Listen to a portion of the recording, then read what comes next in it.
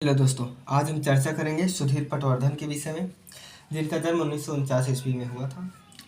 हम superfast revision के तौर पर इसको जो है पढ़ेंगे, तो ज़्यादा समय नहीं लेते हैं। चलिए पढ़ते हैं। पेशे से एक रेडियोलॉजिस्ट, विकिरण विज्ञानी, सुधीर पटवर्धन वामपंथी विचारधारा के एक प्रसिद्ध समकालीन चित्रकार थे। उनकी कला के केंद्र में साधारण लोग हैं। इन साधारण लोगों को आधुनिक कला के मंच पर लाकर जिस तरह से उन्होंने लोगों का ध्यान आकर्षित किया, ध्यान खींचा, यह एक कलाकार की बड़ी उपलब्धि ही कहलाएगी। सुधीर ने एक बार कहा भी था कि मेरा कलाकार होने का औचित्य इसी में है कि मैं साधारण लोगों का कलाकार हूँ। हो सकता है यह कहने में ऐसा लगे कि मैं अपने आप को अत्यधिक सदाचारी बना रहा हूँ, परंतु कला के ऐसे लक्ष्य जो आसपास के साधारण लोगों के जीवन और ज़रूरतों से सरोकार नहीं रखते, मुझे नहीं पसंद आते हैं।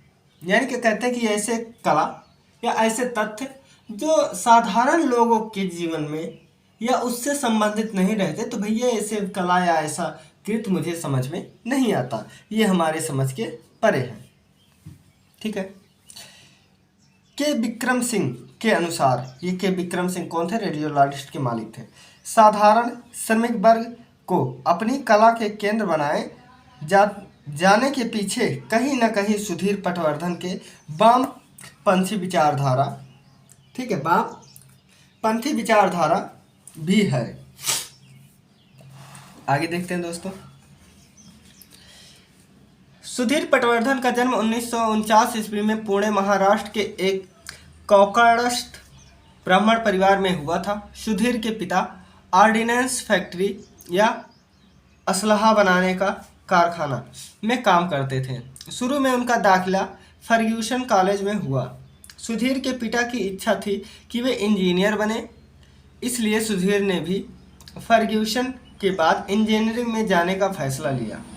लेकिन उनके समूह के लड़के पुणे में ही स्थित armours forces college, medical college में, यानी कि AFMC में दाखिला ले लिए। फिर सुधीर को लगा कि इंजीनियरिंग में वो अकेले रह जाएंगे। सब दोस्त इधर मेडिकल में हैं, अतः उन्हें भी बिना देर किए, यहाँ देर होना चाहिए था, ठीक है, बिना देर किए आर्मर्स फोर्सेज मेडिकल कॉलेज में दाखिला ले लिया। इस दौरान वे कॉलेज के सांस्कृतिक कार्यक्रमों में गहरी रुचि दिखाने लगे। कॉलेज के एक कार्यक्रम के दौरान उन्होंने अपनी चित्रकला की प्रदर्शनी भी लगाई थी। देखा जाए तो सुधीर के चित्रों का पहला प्रदर्शन अगर कहीं हुआ तो इसी प्रदर्शनी में। सुधीर मेडिकल के साथ ही चित्रकला में भी उतनी ही रुचि लेते थे। वे स्केचिंग करते हैं और चित्र बनाते। पुणे के कैंप इलाके में मनीज नाम की दुकान थी जो आज भी है। वहाँ वे चित्रकला विषयक पुस्तकें देखने जाते थे। कला के इतिहास में एक्सप्रेशनिज्म मतलब प्रभाववाद। पहले चित्र देखिए, साथ ही पढ़ते चलिए। एक्सप्रेशनिज्म को समझने लगते थे। दोस्तों के साथ पाश्चात्य और भारतीय आर्ट फिल्में देखने जाते। बाद में वे उन्हें पुणे के फिल्म इंस्टीट्यूट में फिल्म एप्रिसिएशन का एक कोर्स भी किया। कॉलेज के वक्त सुधीर लम्बा फुटबॉल प्लेयर भी रहे। ठीक है, आगे देखते हैं। 1972 ईस्वी में armoured forces college, medical college में, यानी MBBS करने के पश्चात उन्होंने यह निर्णय लिया कि वह रेडियोलॉजिस्ट बनेंगे। उनके मामा डॉक्टर ES गौरे रेडियोलॉजिस्ट थे। सुधीर ने उनके कार्य का स्वरूप देखा था। इस ब्रांच में इतर मेडिकल ब्रांच की तरह इमरजेंसी नहीं होती और मरीज को लेकर निजी मानसिक स्तर पर बहुत जुड़ाव भी नहीं होता। इस कारण सुधीर की चित्रकला विषय पसंद के लिए यह निर्णय अनुकूल साबित हुआ। 1973 ईस्वी में वे पुणे से मुंबई आ गए। 1977 ईस्वी में उन्होंने मुंबई के ही ठाणे में रेडियोलॉजिस्ट के रूप में काम करना शुरू किया। ठीक है। सुधीर ने अपना विवाह अपने ही मेडिकल कॉलेज के एक सहपाठी रही शांता पटवर्धन से किया।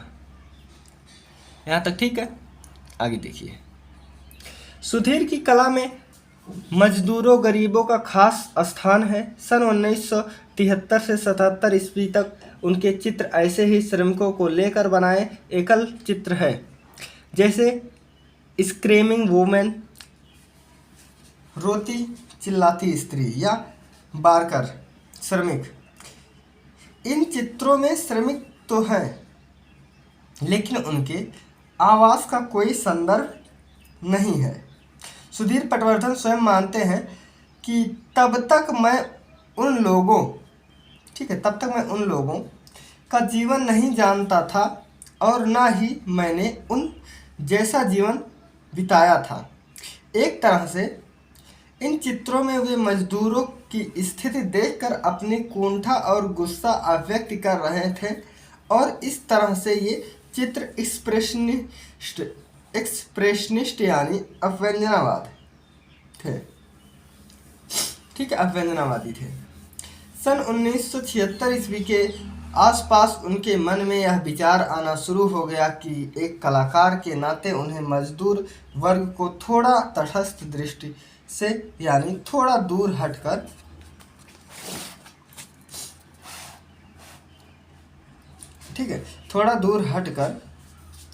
देखना चाहिए। अब उनके चित्रों में एकल व्यक्ति चित्रों के साथ मजदूर वर्ग के आवास की झांकियां नजर आना शुरू हो गई।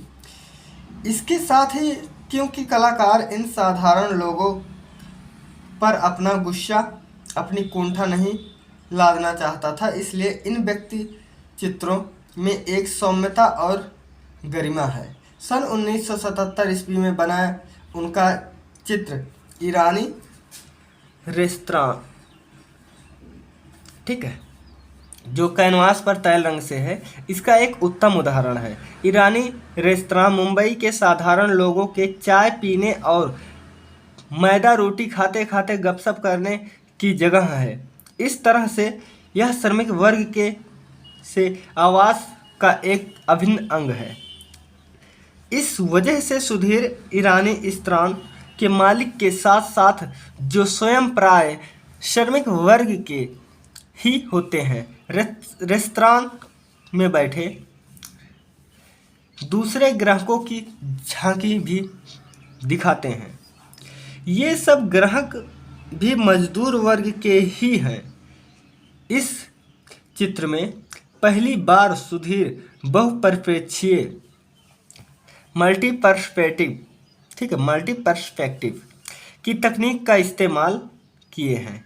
दूसरी ईरानी रेस्तरां के मालिक का कद, खास तौर पर उसका निचला हिस्सा जानबूझकर मधरा है, यानी बौना बनाया गया है।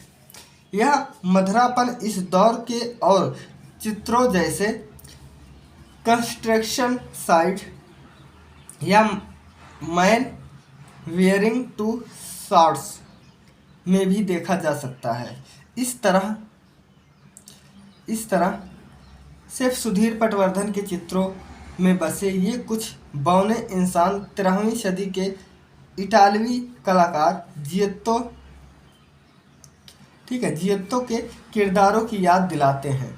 फिर भी वह जिंदगी की कशमकश से दबे नहीं लगते। अपनी सादगी और साधारणता से वे अपनी गरिमा बनाए रखते हैं। एम.एफ. हुसैन व कृष्ण खन्ना सरीखे चर्चित कलाकार ने उनके चित्र खरीदे। एक प्रदर्शनी में लगे रनिंग वुमेन क्या रनिंग वुमेन चित्र को हुसैन ने खरीदा। ईरानी स्त्राण को कृष्णा खन्ना ने खरीदा। रनिंग वुमेन को हुसैन कभी भी उस चित्र के नाम से नहीं पुकारते थे, वे हमेशा उसे सुधीरश मदर इन लॉ कहते थे।